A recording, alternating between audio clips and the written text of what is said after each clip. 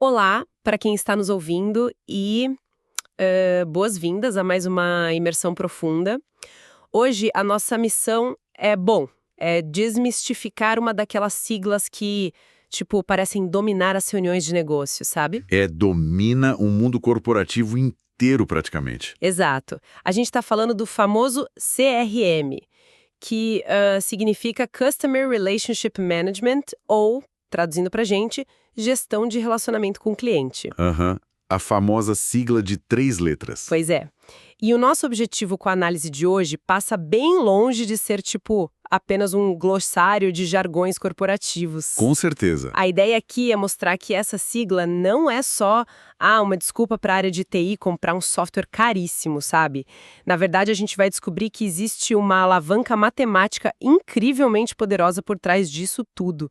Uma alavanca capaz de literalmente multiplicar o valor de qualquer negócio. Acabam nunca? Exatamente. E para entender o peso real disso no mundo real, a melhor saída é a gente ignorar o jargão por um momento e olhar diretamente para a matemática pura e simples que sustenta esse conceito. E olha, para ancorar essa matemática de um jeito bem prático, eu quero convidar cada pessoa que está nos ouvindo hoje A fazer um exercício rápido de imaginação com a gente. Vamos lá. Vamos visualizar um cenário. Imaginem que, a partir de agora, quem está escutando assumiu o papel principal na liderança de uma grande empresa. A cadeira de CEO é de vocês. Uma responsabilidade tanto. Nossa, nem me fale. Aí é uma manhã de segunda-feira, a mesa está cheia de relatórios e a grande questão diária. Aquela pressão constante do conselho de administração é uma só. Onde focar a atenção? Isso, onde focar a atenção, o tempo e os recursos financeiros para aumentar o valor geral da empresa no mercado. O cenário de negócios, basicamente, apresenta 3 grandes alavancas para puxar nessa hora. Certo. A primeira opção é focar nas margens de lucro, ou seja, tentar aumentar o preço do que se vende ou cortar custos operacionais. Aham. A segunda alavanca é o custo de capital. E a terceira? A terceira é a retenção de clientes. Olhando para esse painel de controle, para onde uma liderança inteligente deveria olhar com mais urgência? O que é fascinante nesse cenário é que, a intuição de muitos executivos, sabe, especialmente aqueles com uma formação mais tradicional em finanças. O pessoal mais conservador, né? Isso. A intuição deles quase sempre aponta para as 2 primeiras opções. Eles vão tentar espremer as margens de lucro ao máximo, cortando o cafezinho do escritório se for preciso. Aquela clássica economia que irrita todo mundo. Pois é. Ou então vão entrar em reuniões exaustivas para tentar melhorar o custo de capital. E só para deixar claro para quem não é da área financeira, Por favor, traduza pra gente. melhorar o custo de capital basicamente significa tentar renegociar taxas de juros com bancos, ou encontrar formas mais baratas de, tipo, pegar dinheiro emprestado para financiar as operações da empresa. Entendi. É algo altamente complexo, demorado e exaustivo. Certo, faz sentido que o instinto inicial de um CEO seja olhar para o dinheiro que entra e sai imediatamente. Adora ali no bolso, né? Exato. Mas e a terceira alavanca? Onde a retenção de clientes entra nessa equação? É aí que os dados trazem uma revelação que, olha, chega a ser chocante. Existe um conceito econômico muito específico chamado elasticidade de retenção. Elasticidade de retenção? Isso. E os números por trás dessa métrica são tão cruciais que, na minha opinião, eles deveriam estar emoldurados na sala de qualquer conselho corporativo por aí. Sério? Tão impactantes assim? Muito. A análise estatística de mercado mostra que a elasticidade de retenção de uma empresa típica varia em uma faixa de 3 a 7. Peraí, certo, vamos desempacotar isso. Vamos. Porque elasticidade de retenção soa exatamente como o tipo de jargão que faz as pessoas dormirem naquelas reuniões de slide que a gente comentou. Com certeza. O que um número de 3 a 7 significa na vida real de um negócio? Traduz isso para quem não é economista, por favor. Claro. Vamos para um exemplo bem visual, tá? Tá, Imagina uma empresa que hoje é avaliada no mercado em 10 milhões de reais. 10 milhões. Anotado. A elasticidade de retenção de 3 a 7 significa que uma melhoria de apenas 1% na capacidade dessa empresa de reter os clientes atuais Aham. Isso vai gerar um aumento no valor total da empresa entre 3% e 7%. Só para eu ter certeza de que eu entendi a magnitude da coisa. Nós estamos falando que, se essa empresa de 10 milhões conseguir fazer com que apenas 1% a mais de seus clientes não cancelem um serviço Isso. ou continuem comprando no ano que vem, o valor dessa mesma empresa pode saltar para 10 milhões e 700 mil reais. Exatamente.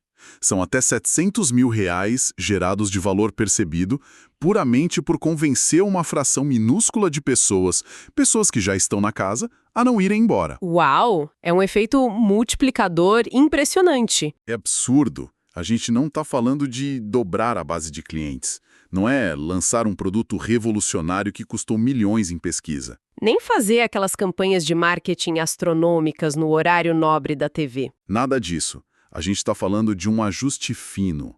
Um único por cento a mais de lealdade, alavancando o valor da firma em até 7%. Isso realmente muda a perspectiva de qualquer gestão.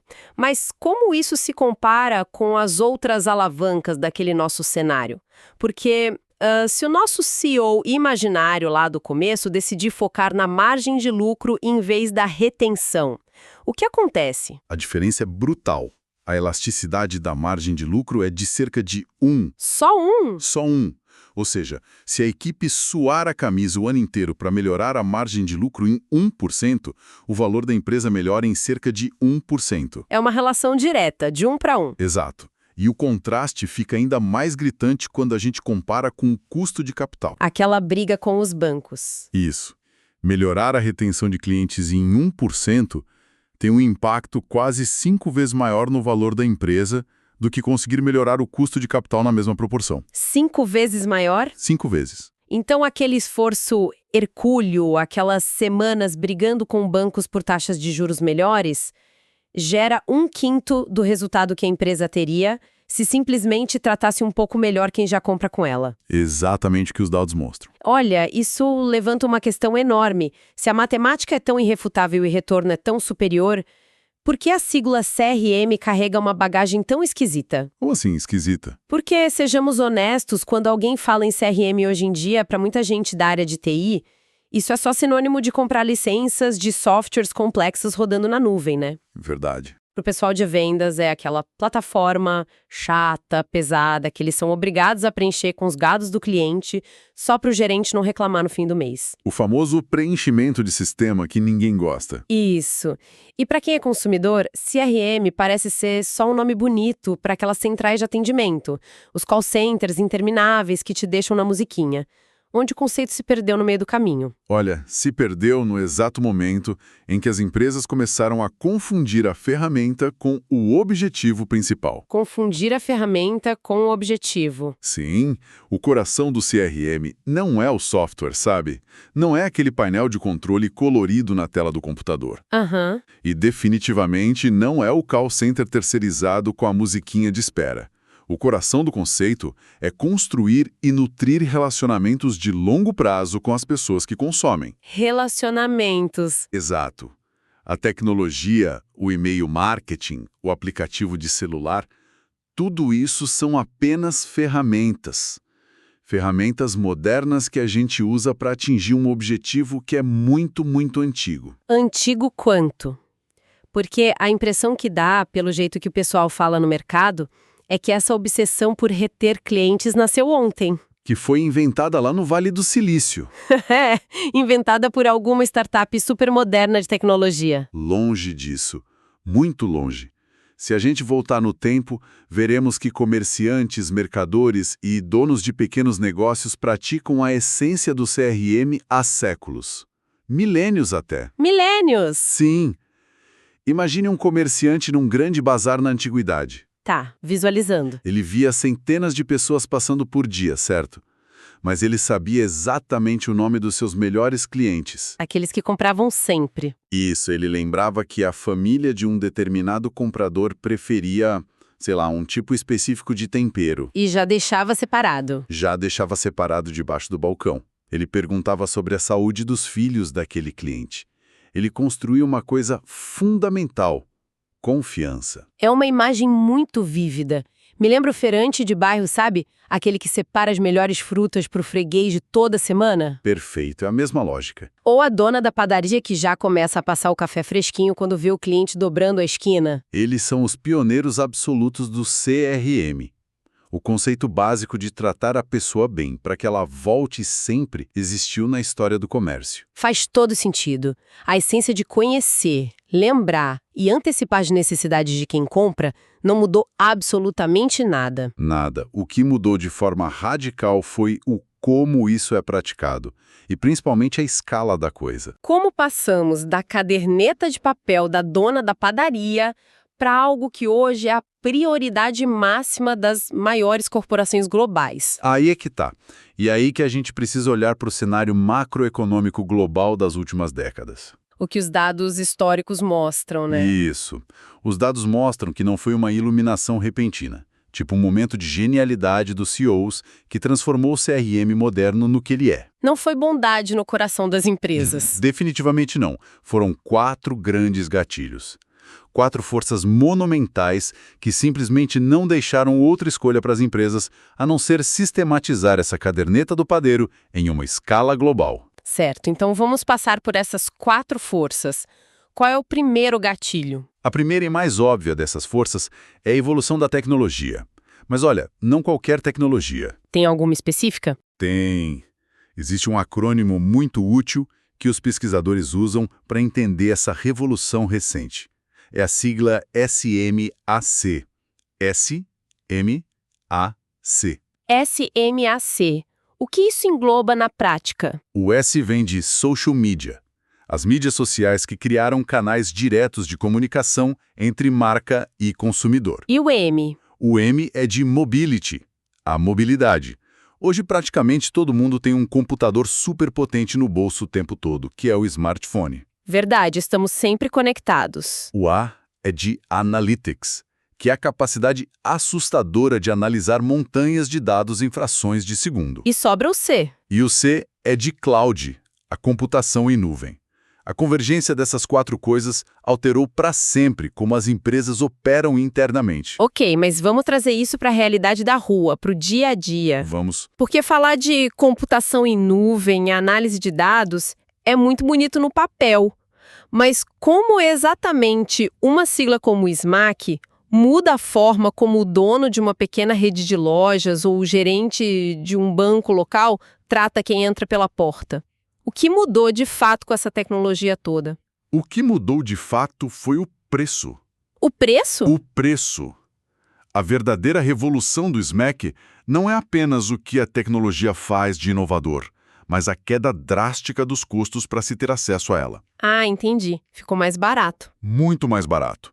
Pensa assim, há 20 ou 30 anos, se uma empresa quisesse ter um banco de dados sofisticado para rastrear o comportamento dos seus clientes, Nossa, imagina a estrutura. ela precisaria comprar servidores milionários, construir salas refrigeradas gigantes para abrigar essas máquinas todas. E contratar um exército de engenheiros de software para manter tudo rodando, né? Exatamente, era um luxo exclusivo para as gigantes do mercado, as empresas da Fortune 500.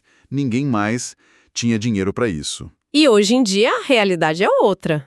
Qualquer pessoa abre um navegador de internet no notebook, Sim. paga uma assinatura mensal que custa, sei lá, o equivalente a algumas xícaras de café. E tem acesso a sistemas na nuvem que são infinitamente mais poderosos do que aqueles servidores gigantescos do passado. Precisamente. A tecnologia se democratizou de uma forma absurda. As ferramentas poderosas para conhecer o cliente deixaram de ser um privilégio e se tornaram commodities, acessíveis e fáceis de usar por organizações de todos os tamanhos em qualquer setor da economia. Mas claro, só ter a ferramenta barata não força ninguém a usá-la. A tecnologia por si só não cria urgência, né? Muito bem pontuado. E é aqui que entra o segundo fator histórico, o nível de competição. É interessante você mencionar isso porque me faz pensar em como as coisas eram antigamente em certos setores. Como assim? Se a gente olhar para os anos 80 ou 90, dependendo de onde a pessoa morava, ela tinha acesso a um único banco forte na região Aham. ou uma única companhia telefônica estatal. Você não tinha opção. Exatamente. Era a era dos grandes monopólios ou dos oligopólios muito confortáveis. Confortáveis até demais. Historicamente, setores como serviços financeiros, companhias aéreas, telecomunicações e empresas de seguros eram dominados por pouquíssimos gigantes. E a verdade nua e crua é que, bom, se você é um monopólio e o seu cliente não tem para onde fugir, A sua preocupação com a retenção desse cliente é muito próxima de zero. zero. Se o atendimento telefônico demora 2 horas na linha, o problema é do cliente. Ele que espere. Porque ele não pode cancelar o serviço e ir para o concorrente. Não tem concorrente. Exato. Mas então vieram os movimentos de liberalização econômica. A abertura de mercados no mundo todo, ali a partir dos anos 90. As barreiras caíram. E, de repente, da noite para o dia, o cenário mudou. Aquela companhia telefônica intocável acordou um dia e viu 3 novos concorrentes batendo na porta. E oferecendo planos mais baratos, atendimento mais rápido, celular de graça. E qual é o alvo principal de um novo concorrente que entra no mercado? Ele não vai tentar criar consumidores novos do zero. Isso custa caro. Ele vai mirar direto na base de clientes frustrados da empresa que já dominava o setor. Claro, vai pescar no aquário do outro. Diante dessa ameaça letal, os chamados incumbents, que são essas grandes empresas já estabelecidas, entraram em pânico generalizado. Imagino. Eles perceberam uma regra de sobrevivência muito rápida. Tentar conquistar um cliente novo nesse mercado agora supersaturado é caríssimo. Tem que gastar fortunas em publicidade, marketing, promoções. Portanto, tornou-se imensamente mais rentável levantar muros de proteção ao redor dos clientes que eles já tinham. Fazendo o link com a matemática lá do começo do nosso papo, é mais fácil garantir aquele 1% de retenção para valorizar a empresa do que tentar expandir no mercado sangrento. Perfeito. A matemática salva a pele deles. Agora, isso esbarra em uma outra mudança que os dados macroeconômicos mostram, o que nos leva ao nosso terceiro gatilho evolutivo, certo? Certo. Que é a mudança na própria natureza do que as empresas vendem hoje. Sim, estamos falando do crescimento colossal do setor de serviços. Isso mesmo. Durante séculos, a economia global foi dominada pela agricultura e, posteriormente, pela manufatura, as fábricas. Produzir coisas físicas. Mas, nas últimas 2 décadas, o setor de serviços não apenas cresceu, ele praticamente engoliu a economia. Especialmente nos países em desenvolvimento. Especialmente. Para se ter uma ideia de escala, as análises apontam para países como a Índia, por exemplo. Lá, a participação do setor de serviços já contribui com mais de 60% de todo o produto interno bruto. Mais de 60% da economia de um país gigantesco vindo só de serviços. É muita coisa. É o motor da economia moderna. Mas qual é a conexão direta disso com o CRM? Por que vender serviços obriga uma empresa a gerenciar relacionamentos de uma forma que vender produtos físicos, tipo uma televisão, não obriga? A grande diferença aí está na proximidade com o consumidor final. Pensa na manufatura tradicional. Uma empresa fabrica uma geladeira. Tá, a geladeira sai da linha de montagem. Esse produto sai da fábrica, vai para um centro de distribuição atacadista imenso, depois ele viaja para uma loja de varejo no shopping e só então a pessoa vai lá e compra. Tem muita gente no meio do caminho. Muita! O dono da fábrica, lá no início da cadeia, dificilmente vai ver o rosto de quem está abrindo a porta da geladeira em casa para pegar uma água. O distanciamento físico e transacional é enorme. E se a geladeira der problema, a pessoa vai reclamar com o vendedor da loja, não com o engenheiro que desenhou um motor lá na fábrica. Exatamente. O engenheiro está protegido. Mas agora pensa no setor de serviços. Pensa num banco, numa rede de hotéis, num hospital ou numa companhia aérea. Aí a dinâmica muda. Não existe intermediário. Zero intermediário. A entrega do valor acontece no relacionamento direto. Empresas de serviços interagem com seus clientes finais o tempo todo, seja cara a cara no balcão ou através de sistemas integrados de autoatendimento no celular. E como esse contato é contínuo, a empresa precisa ter uma memória de todas essas interações. Sem memória não tem como prestar um bom serviço. Faz todo sentido. Se eu vou a um hotel pela 3ª vez no ano, por exemplo, eu espero que eles saibam que eu prefiro um quarto em andar alto e longe do barulho do elevador. Porque você já pediu isso antes. Sim. E se eles me tratam como um completo desconhecido a cada check-in, Fazendo as mesmas perguntas, a experiência do serviço falha miseravelmente. Falha e você vai procurar outro hotel na próxima viagem. O contato direto obriga a criação de um histórico. A caderneta do padeiro ganha proporções gigantescas. E isso nos leva direto para o quarto e último grande gatilho que forçou a evolução do CRM. Que é a obsessão moderna pela qualidade. Exatamente. A qualidade virou religião corporativa.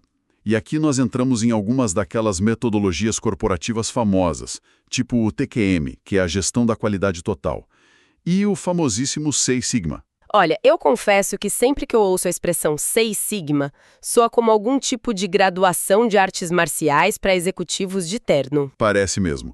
É faixa preta em Seis Sigma. Mas na prática, o que essa busca por qualidade, por zero defeitos nas linhas de produção, tem a ver com o relacionamento com o cliente lá na ponta? Tem tudo a ver, porque a definição do que significa qualidade mudou drasticamente ao longo do tempo. Como era antes? Antes, qualidade era simplesmente o produto não quebrar. Se a televisão ligou, tem imagem e tem som, ela tem qualidade. Ponto. Cumpriu a função básica. Isso. Mas com esses movimentos modernos como os círculos de qualidade e o próprio TQM que você citou, as empresas foram forçadas a mudar a perspectiva. A qualidade passou a ser definida exclusivamente pelo nível de satisfação de quem utiliza o produto ou serviço. Ah, entendi. Não basta não quebrar. Tem que encantar. Ou seja, a única forma de saber se o seu processo interno tem qualidade de verdade é perguntando para quem está do lado de fora comprando. Exato.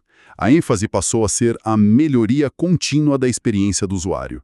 E para fazer isso acontecer na prática, a empresa precisa coletar feedback constantemente. Ouvir o cliente o tempo todo. Ouvir, analisar o que a pessoa diz e voltar para a prancheta de desenho para alterar a oferta com base estritamente no que foi ouvido. E o CRM atua exatamente como o sistema nervoso central de toda essa operação. Ele é o cérebro da coisa.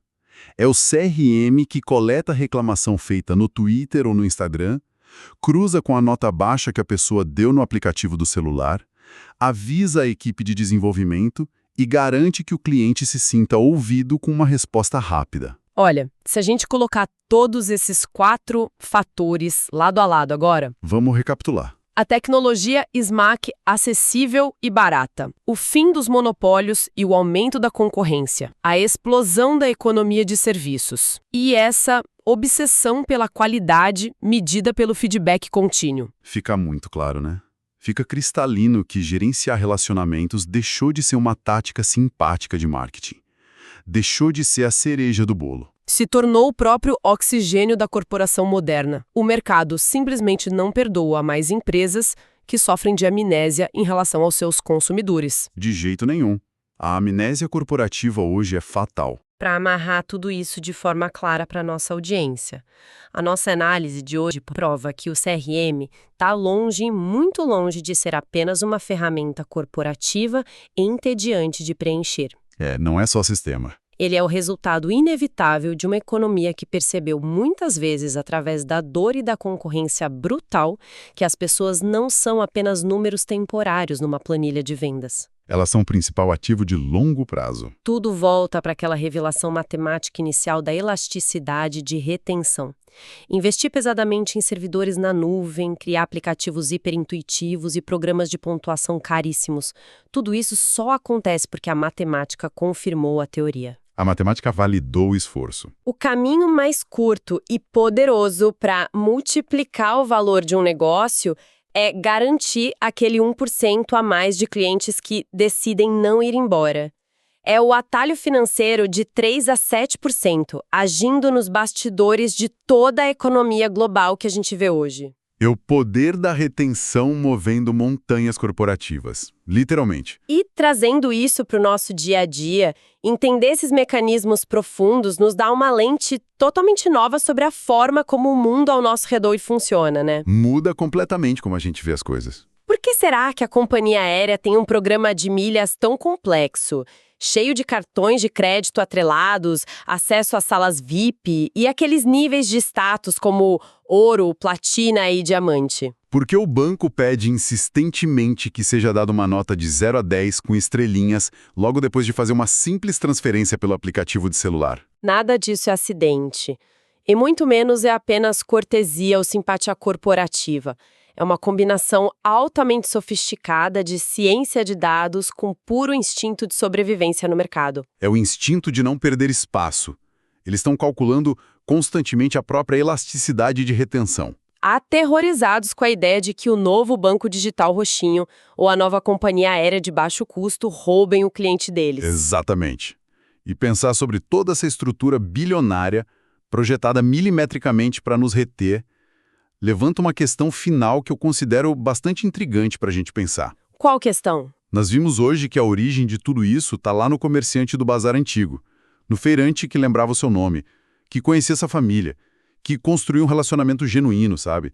Baseado em olho no olho e em empatia humana. O CRM em sua forma mais pura e analógica. Exato.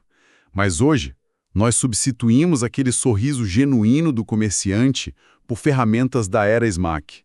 Nós temos algoritmos complexos de redes sociais, bancos de dados infinitos na nuvem e análises preditivas tentando replicar essa mesma intimidade. Só que numa escala global. Para milhões de pessoas simultaneamente. Pois é. E o objetivo final agora é proteger margens financeiras e garantir a valorização das ações da empresa na bolsa. E onde você quer chegar com isso? A grande reflexão que a gente precisa fazer é a seguinte: quando uma inteligência artificial analisa o seu histórico de navegação oculto, percebe que você está buscando passagens aéreas para a praia e imediatamente te envia um e-mail com um desconto exclusivo te chamando pelo seu primeiro nome. Nossa, dá até um arrepio. Isso ainda pode ser chamado de relacionamento? É uma linha bem tênue, não é? A sensação às vezes passa muito mais perto de uma vigilância do que de um cuidado genuíno com a gente. Essa é a provocação que fica. Ao tentarmos automatizar a empatia a todo custo e transformar conexões humanas orgânicas em parâmetros de banco de dados só para melhorar a elasticidade de retenção. Aham. Será que o CRM moderno não corre o risco de perder exatamente o toque humano que inventou todo esse conceito há séculos atrás? É uma ótima pergunta. Até que ponto a gente está construindo lealdade de verdade e a partir de que ponto a gente está apenas otimizando a vigilância algorítmica? Nossa, é um pensamento que com certeza muda a nossa perspectiva na próxima vez em que recebermos aquele anúncio super personalizado na rede social, exatamente sobre aquele produto que a gente acabou de comentar em voz alta na sala de casa, sabe? Acontece o tempo todo. Fica essa provocação no ar para que a nossa audiência reflita sobre as suas próprias experiências diárias, não apenas como profissionais estudando o mercado, mas principalmente ali do outro lado do balcão, no nosso papel de consumidores. Com certeza. É um ótimo exercício de reflexão. Muito obrigada a todo mundo pela companhia em mais esta imersão profunda e a gente se vê na próxima análise. Até lá!